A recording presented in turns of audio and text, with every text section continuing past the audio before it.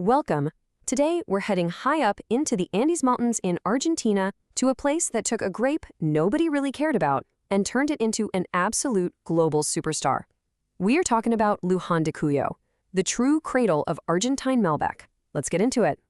So you really have to wonder, how in the world did this happen?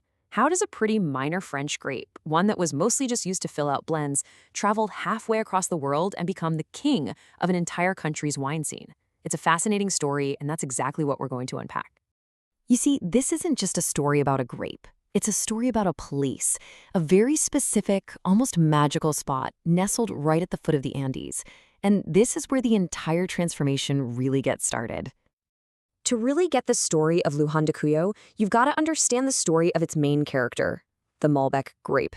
And believe me, it is a true underdog story. If you go back to its home turf in France, especially in places like Bordeaux, Malbec was kind of just there. It was a workhorse. People called it the black wine because of its super dark color, and they toss it into blends to add a little oomph. But it was almost never the star of the show.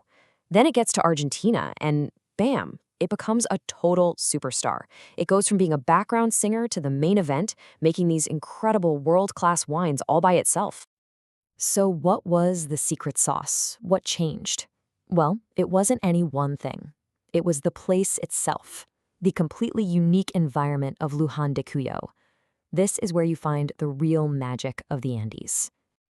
First things first, we have to talk about altitude. The vineyards here are way, way up there, perched on the slopes of the Andes, some reaching up to 1,200 meters. That's almost 4,000 feet above sea level. This incredible elevation is the #1 key, and it creates a set of conditions you just don't find anywhere else. And probably the most important condition is something called thermal amplitude.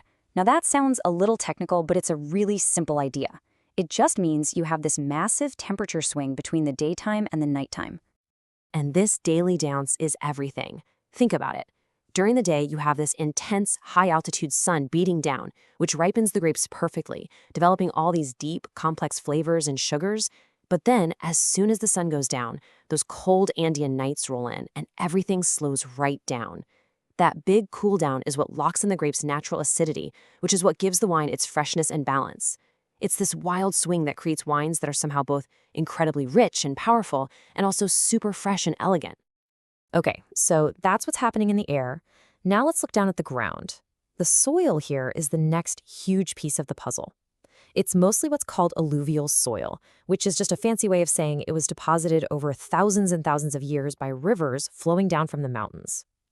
This soil is rocky, it doesn't have a lot of nutrients, and water drains through it like a sieve. Now that might sound terrible, but for grapevines, it's absolute paradise. The vines have to struggle, they have to dig their roots way down deep for water and nutrients, and that struggle produces these smaller, super concentrated grapes that are just packed with flavor. Of course, you can have the most perfect environment in the world, but it doesn't mean a thing without people who can see the potential. And the story of Luján de Cuyo is just full of these pioneers who had some serious vision. It all really kicks off back in the 19th century. You had waves of European immigrants, a lot of them from Italy and Spain, who brought with them generations of winemaking knowledge, and, just as importantly, their grapevines.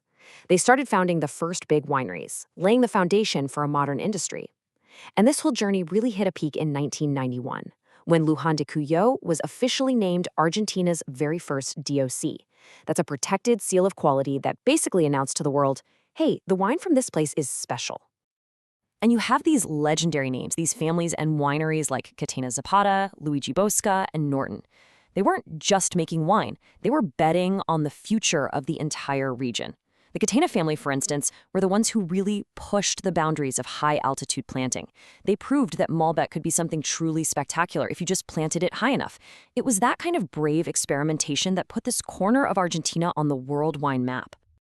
Okay, so we've got the place, we've got the grape, and we've got the people. So now, let's look at what they actually create.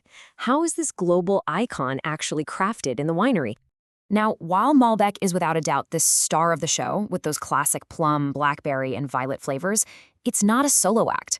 This place is like a whole symphony of grapes. You've got Cabernet Sauvignon bringing structure and elegance. You have these incredible high-altitude Chardonnays with zippy citrus and mineral notes. And you even have Bonner Darda, which makes these delicious, fruity red wines that are perfect for everyday drinking. The winemaking itself is this really cool blend of tradition and cutting-edge precision. It all starts with a super careful harvest.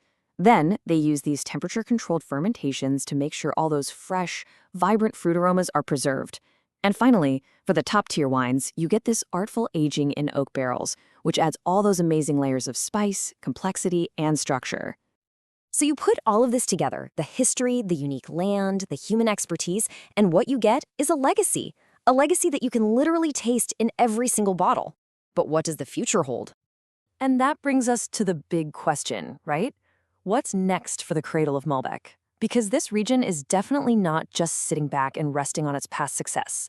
It's actively looking forward and tackling the challenges of the future head-on. And the path forward is pretty clear. For every big challenge, there's a really smart, innovative response. To deal with things like climate change and water shortages, wineries are all in on sustainable farming and super efficient irrigation. And to make sure they stand out in a crowded global market, the whole region is transforming into this world-class destination for wine tourism, inviting people from all over to come and experience the magic for themselves. In the end, the story of Luján de Cuyo is really an invitation. It's an invitation to explore.